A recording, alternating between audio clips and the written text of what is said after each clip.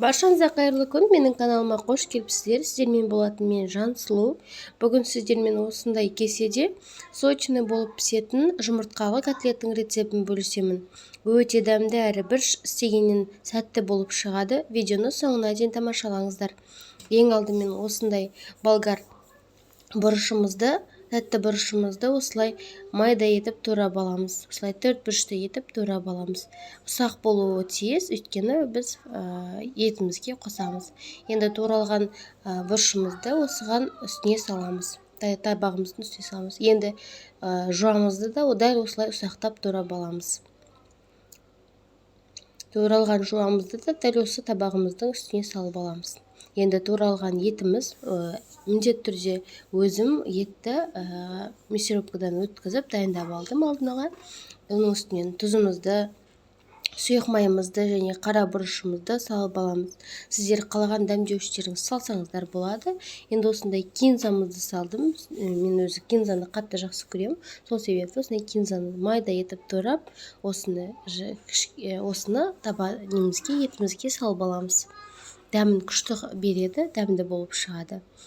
Енді осының үстіне бұрышымызды салып, жақсылап қолымызбен араластырып аламыз. Сіздер осындай басқа да дәмдеуіштерді қоса беріңіздер, одан әрі дәмді болып шығады. Міне дәл осы дайын болғанды енді осындай кесемізге астын кішкене ғана майлап аламыз. Және осы фарштарымызды жайғастырып аламыз. Жан-жағының бәріне тегістеп, әдемілеп жайғастырып шығу керек. Үстіне өйткені жоғарысына жұмыртқа салу үшін осылай әдемілеп жайғастырып шығуымыз керек.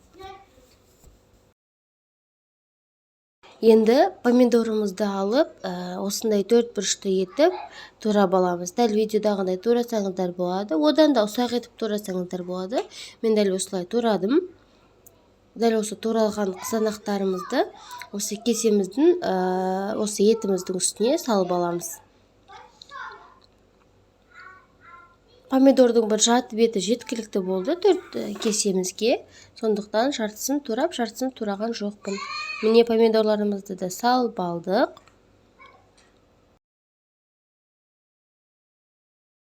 Осы етіміздің үстіне жұмыртқаларымызды шағып шығамыз.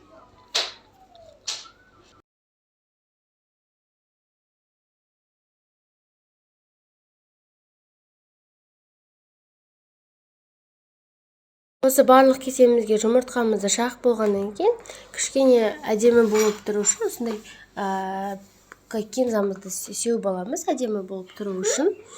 Осыны біз мантаваркада пісіріп аламыз. Мантаваркамызды алдын ала суын қойып қойдым. Енді барлығын мантаваркамызде жайғастырып шығамыз. Мантаваркамызде 40-45 минуттай піссе жеткілікті.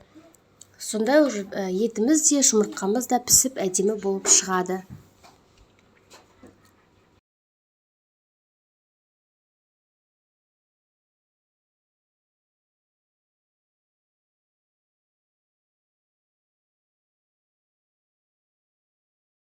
Міне біздің жұмыртқалы котлетіміз дайын болды. Өте дәмді әрі сочный болып шығады. Сіздер де жасап көрсеңіздер болады. Рецепт тексерілген. Өзім осы рецептпен жасап жүремін.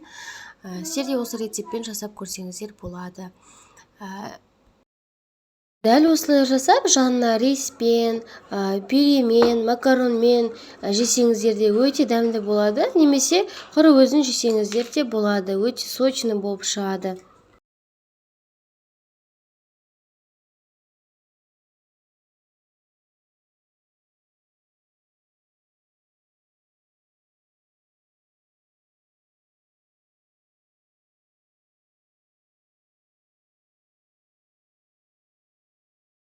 Дәл осындай еттің сөлі бөлініп, әдемі болып шығады, сулы болып, сочный болып шығады.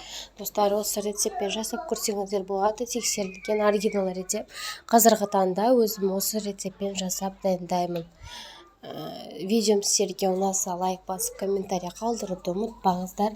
Міндетті түрде өз ойларыңызбен бөлісе кетіңіздер. Және де осындай каналымда бұдан да басқа рецепттердің түрлері өте көп. Әлі алда көптеген рецепттермен сіздермен бөлісетін боламын. Сол үшін подписка бөліміне кіріп подписаться етіп кетіңіздер, достар. Сіздермен болған мен Жансұлу. Келесі кездескенше сау болыңыздар.